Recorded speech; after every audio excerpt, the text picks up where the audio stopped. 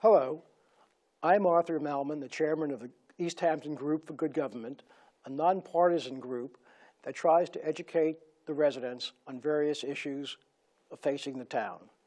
As most of you know, a major issue on this November 8th ballot will be a referendum on whether the Community Preservation Fund should be extended until 2050, and also whether a portion, 20%, of the money that comes into the fund should be allocated to water projects. Our first show in this series explored how the CPF, Community Preservation Fund, has worked and gave us an idea of the number of properties it protects and also the amount of money that comes in every year, which is generally expected to be $20 to $30 million a year. The next program we had, which was with Kim Shaw, the Department of Natural Resources Director, I got that right, and Jeremy Samuelson, the President of Concerned Citizens of Montauk, reviewed with us the water projects and the water problems that we had to try to solve. Many of these problems, it turns out, are not soluble quickly, but all of these problems will cost a great deal of money. It is hoped that the citizens will vote in favor of allocating 20% of the CPF revenues every year, roughly $4 to $6 million, toward defraying part of the cost of these water improvement problems. Kim, can you tell us, just review quickly, what 2 or 3 of the major problems that we're trying to address? What are the sources of those problems? Sure. Causes of those problems? So one of the areas that can be funded under CPF is wastewater improvement projects, and that would be looking at some of our antiquated sanitary systems and cesspool systems that are throughout town. We have about 20,000 developed parcels, and about 12,000 of them only have cesspools. They don't have that other level of treatment, which would be a sanitary system with a septic tank. So we're focusing on wastewater incentive programs. We're also looking at stormwater remediation projects. We're looking at best management practices for farmland and aquatic habitat restoration initiatives. Okay. Jeremy, you're from Montauk, and Montauk has some unique problems, especially since the groundwater, which is ultimately emptying into the aquifer, is relatively close to the surface. We have a chart up here of Lake Montauk, which shows the depth of the groundwater and beneath the surface. Mm-hmm. And interestingly, on our chart, there are a lot of red areas around Lake Montauk, which according to the chart says the groundwater is only 11 feet away or less from the surface. Why is that important to operate septic systems? Right. So the way to think of this is, if I dig a hole, how deep do I have to go before I hit water? And that water that you run into there is the top of the water that we use for drinking water and for all the water that comes out of the faucets in our home. So obviously we want to take very good care of that water that we would find when we dig a hole. So the depth to groundwater is really, again, how deep do I have to go before I get there? And the reason that matters tremendously, particularly with septic systems, is soil acts as a filter. And so when we have a septic system in our backyard and there's a series of perforated rings at the end of the system where the liquid collects, that liquid then leaches down through the soil, and the water eventually joins the other water that's in the soil below it. That is recharging the water table beneath our feet.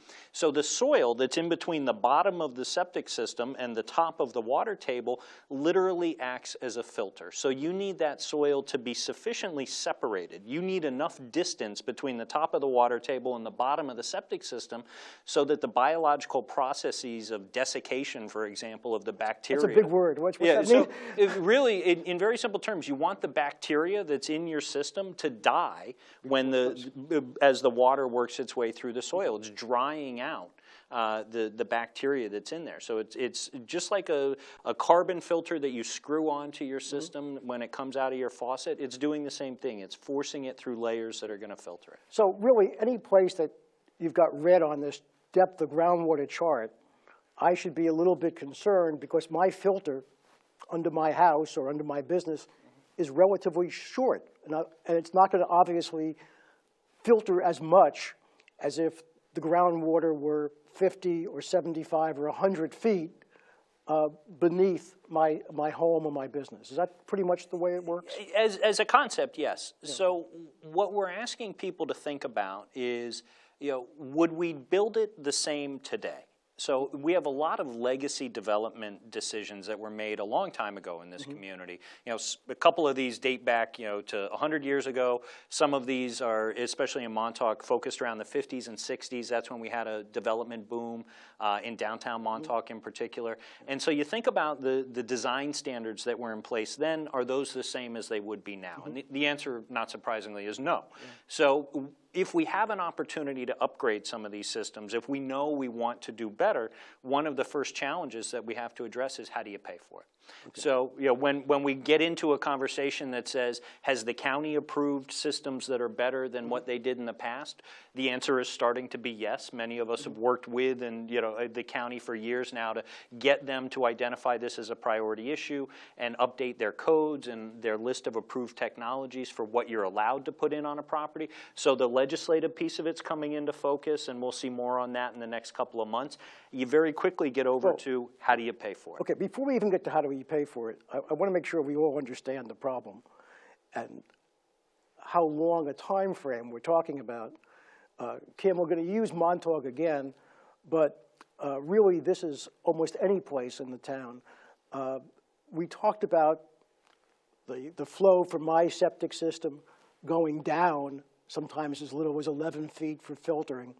But besides going down, it also goes out, some to the Atlantic Ocean, some to the bays and estuaries. And we have a chart also of Montauk, it turns out, and it shows groundwater travel times.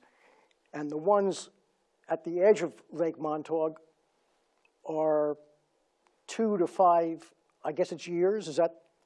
Yeah, 0 to 2, 2 to 5. And then there are some areas that says 50 plus. I mean, it's just sort of astounding to me, but it sounds like if I solve a problem today in a 50 plus area, I won't know it's solved for 50 years or 25 years or something like that? Well, that's the legacy issues that we were talking about. Okay. But, we have to start someplace. And so we prioritize through the water quality plan the shallow depth to groundwater areas. And it's highlighted on that map in tan showing 0 to 2 travel time. Yeah. But what you have to understand in that subwatershed is that even if you're not on the shoreline, you are contributing to poor water quality because eventually what you're doing on your property will find its way to the lake. Okay, and I don't want to pick on Montauk. We just happen to have these nice charts that Jeremy brought, but we have similar charts for 3 Mile Harbor, for Hook Pond, for all the major watersheds in the town. Yes. So we're really dealing with problems for water all over the town, and we just use these Montauk ones for illustration. Now, the town is going to have, or has really drafted an initial run at an East Hampton Town Water Quality Improvement Plan. And what does that talk about? How detailed does that get? Well, and remember, we only have a half hour. Right. So our water quality plan is on the town's new website, if anyone hasn't seen it yet, and it is broken down by watershed. So we were very fortunate in East Hampton to have several engineering firms already come in and do sub-watershed management plans. So out of those sub-watershed management plans, they looked at, they were identified problems and came up with recommendations. So for almost every watershed, we have conceptual designs on what should be happening in those watersheds to do corrective action to improve water quality. Yeah. And for those people who weren't, or haven't yet, I hope it's haven't yet, seen our prior show, a watershed isn't just the shoreline of a body of water, but extends sometimes thousands of yards and, in fact, miles in some cases, away from that body of water. So I'm sorry for interrupting you. Right. What kind of projects are eligible for inclusion in the funding from the Water Quality Improvement Plan? So starting with wastewater management, we're looking at, we've already identified priority communities like I said, besides having the sub-watershed management studies, Lombardo Associates also prepared a comprehensive wastewater management plan for us, which identified communities that need some engineering solutions. And for instance, downtown Montauk was a priority area where those businesses are pumping their septic systems more than 3 or 4 times a season, whereas we would define a failed system if you're pumped more than 4 times a year. So if you fit into that category, you may be eligible for an incentive program. Now, I've heard, I don't know if this is true, it sounds like almost like Donald Trump, I heard, but I heard that some of the commercial properties in Montauk, and possibly elsewhere, are pumping their systems every couple of weeks. Is that possible? Yep. Mm-hmm. More than that. Like Jeremy said, these systems were designed many years ago and don't fit the current capacity needs. So, you know, you had a restaurant that was serving only dinner, is now serving breakfast, lunch, and dinner, and a nightclub. And so you can see the amount of waste going into those that contain cesspool is just, it's not adequate. So it's really costing these businesses one heck of a lot of money just to be running in place, let alone improving anything. Is that? Yeah. Mm-hmm. And you know, the additional fact to keep in mind there is that at the same time, we're not really solving our problem. I mean, that's sort of the point you're making, but in many cases, we're actually adding to the load of pollution that is migrating into adjoining water bodies. Yeah, my guess is when they pump the system, it's after some of what's in that system has already leached out into the groundwater and is moving toward the bays, estuaries. Some of it's going down into the aquifer. Now, in your plan, I know we saw this word or this phrase, non-point source abatement. That sounds pretty complicated. What is that? It's a combination of things. So we're looking at agricultural land use, where we would work with the farmers for best management techniques that they can implement. So that would be crop rotation, planting different types of crops, grading their property slightly different so that you don't have all that stormwater runoff going into the streets, eventually end up in our water bodies. So there's a lot of incentive programs that we can work with the Farm Bureau and to reduce some of our problems on our farm fields. Now, you said the magic word, incentive programs, which sounds like if I'm a farmer, I get some money for doing something that probably I should do anyway, but it's better if I get some money for it. How is that going to work? Has there been any thought given to that yet?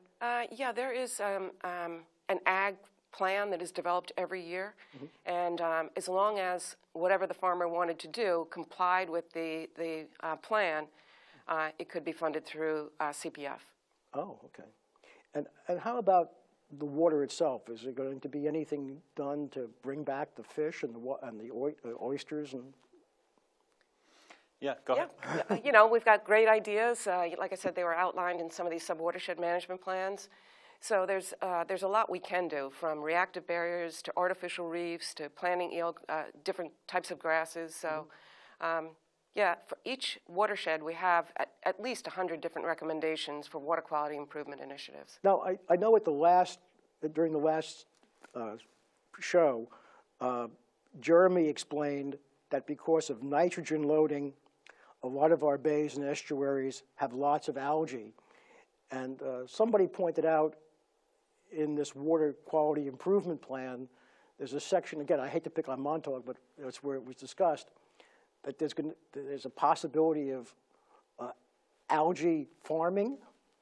That seems almost contrary to the, are we going to increase the algae there? What are we talking about? That's really this is a pretty cool concept. You want to talk about it? Yeah? Well, we applied no, it's for good. He didn't want to talk about he wanted to reduce the algae in Lake Montauk. Now you're going to increase the algae. Well, we were going to do a grow out area similar to like kelp, where it's a tremendous amount of nitrogen uptake. So we were doing a pilot program with a different type of algal species that was very effective in the summer months in uptake of nitrogen. Unfortunately, we didn't receive that grant funding, but we still have that project as initiative that we can fund under this water quality plan. So there'll be a section of Lake Montauk which is going to be algae? Well, let's zoom out one level. There's many concepts for how we can really address the nitrogen problem in Lake Montauk and everywhere else, but using Lake Montauk as an example. One of the ideas that has really gotten some legs regionally now, so there's a couple of folks who have started doing this on a viable commercial basis out of Connecticut and Rhode Island, which is, it's aquaculture. You know, so rather than growing oysters or growing clams, which is a business that, you know, is pretty robust out here and historically was even more robust, you would actually just be growing plant material in the water. So it's essentially farming.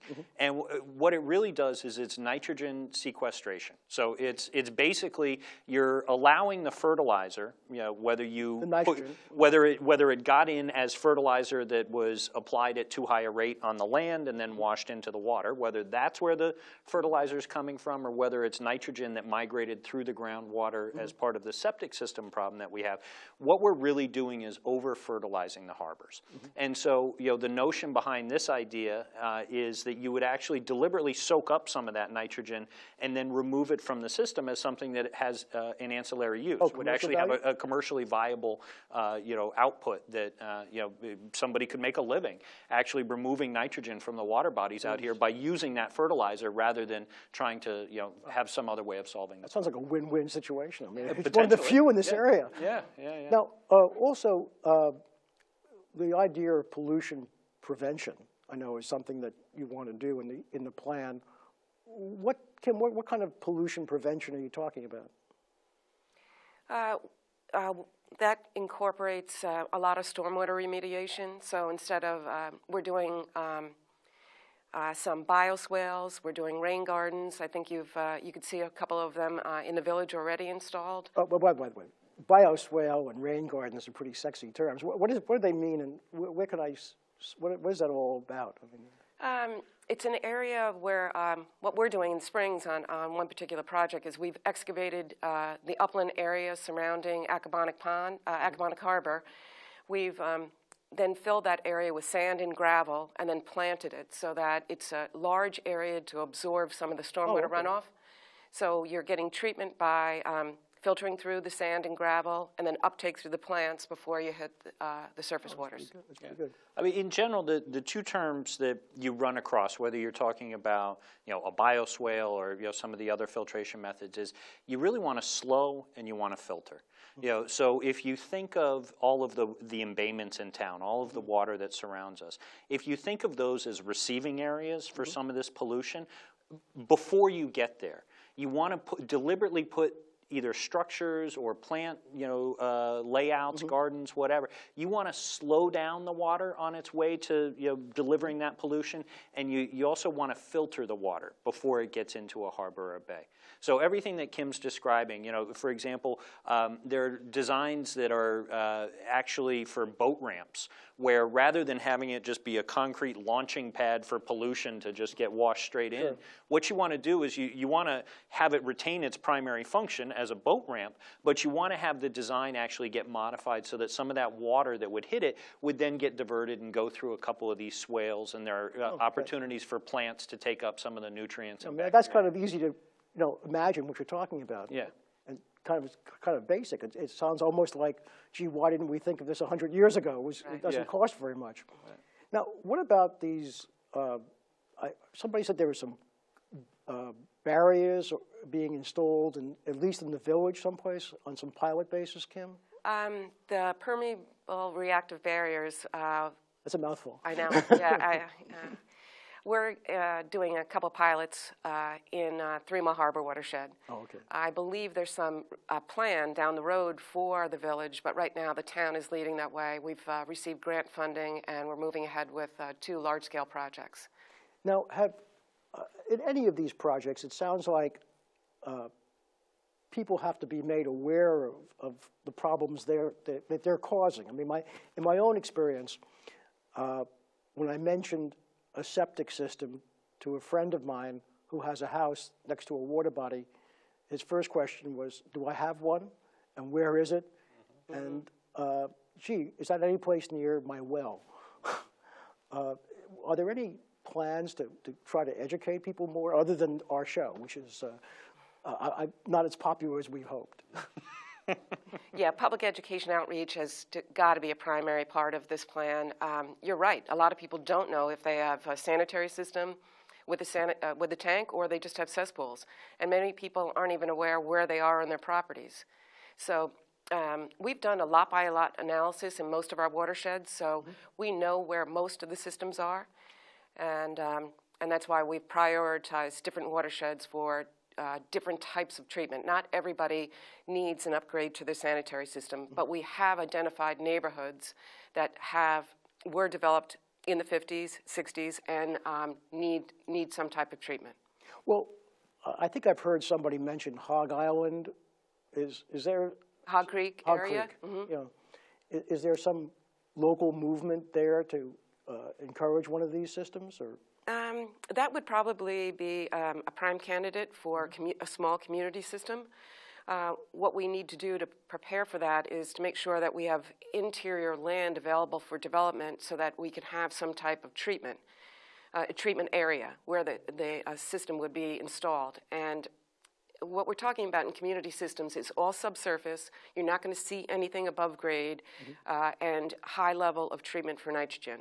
So Hog Creek has a problem with people being able to meet separation distance from their private wells and their sanitary system. And just because of the layout of that neighborhood, it would lend itself to a community system. Well, I would imagine that many people in this town especially, when they hear community system, think of this very big concrete sewage plant. Yeah, and no. No, not that. Not that.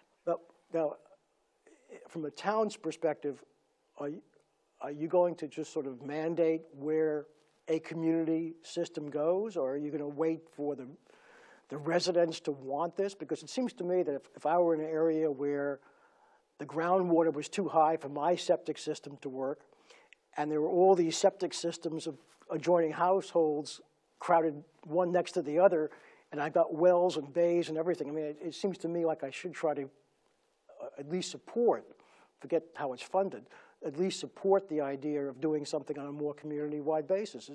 How is this going to work? So can I take a stab at that? So look, we're at the moment now where our understanding of the problem and the solutions is becoming sophisticated enough that we can say there's going to be multiple solutions that are available to us. So let's take, for example, a dense neighborhood. Let's pick a street in Springs. Let's go down Gardner's Avenue. You've got these quarter-acre lots, sometimes third-acre lots, and those wouldn't meet the current layout that we would do today. So again, we're back to trying to solve some of these legacy problems. That's the problem we've inherited. How do we move forward?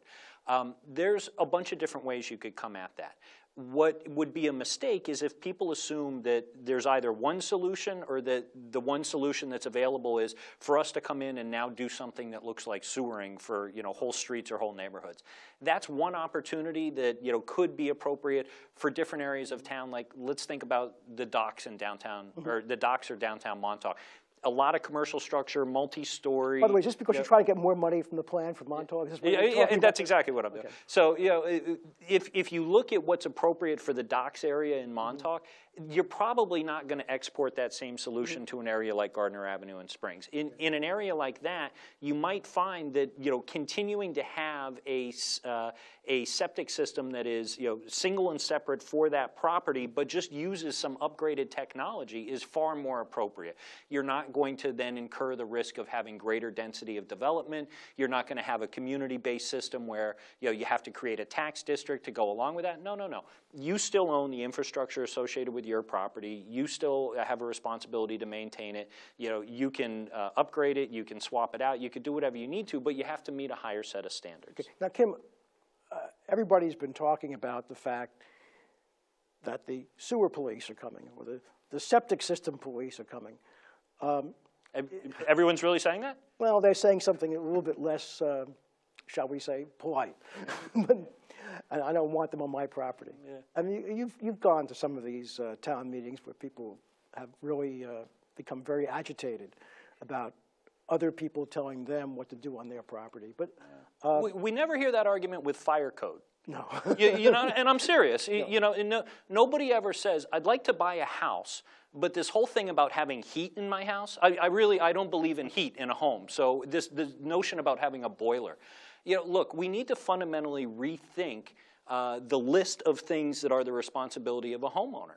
And making sure that the wastewater treatment on your property meets current code, not codes that were written in the 50s and 60s, but current code, is actually a responsibility that you have, just like having a smoke alarm in your house. Okay, but now let's get down to basics. I have a septic system, and let's just say I've got a 4-bedroom house, so it's the small septic system.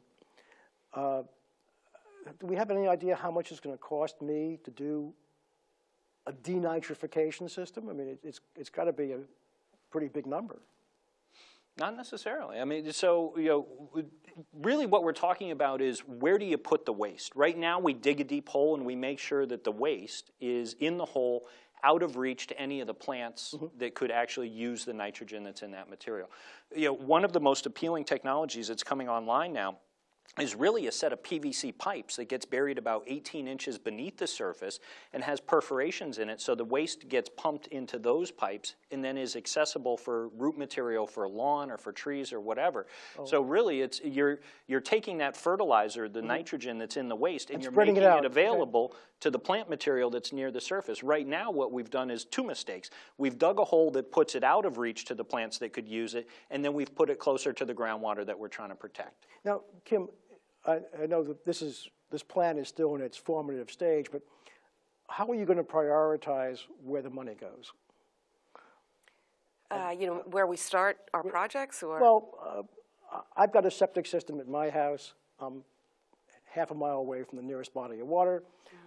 Jeremy is on a body of water. I would assume Jeremy would get that money for his septic system first from the town. Right. And so we're going to have a technical advisory committee that all the projects are going to be vetted through.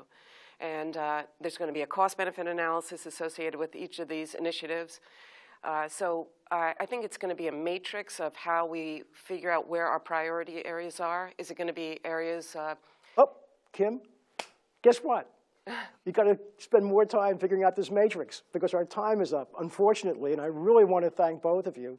And I want to also thank our producers, directors, but most importantly, I want to remind everybody that your chance to vote on this referendum is November 8th. And unless you do, these water quality improvement plans are not going to go into effect. Thank you. Thank you.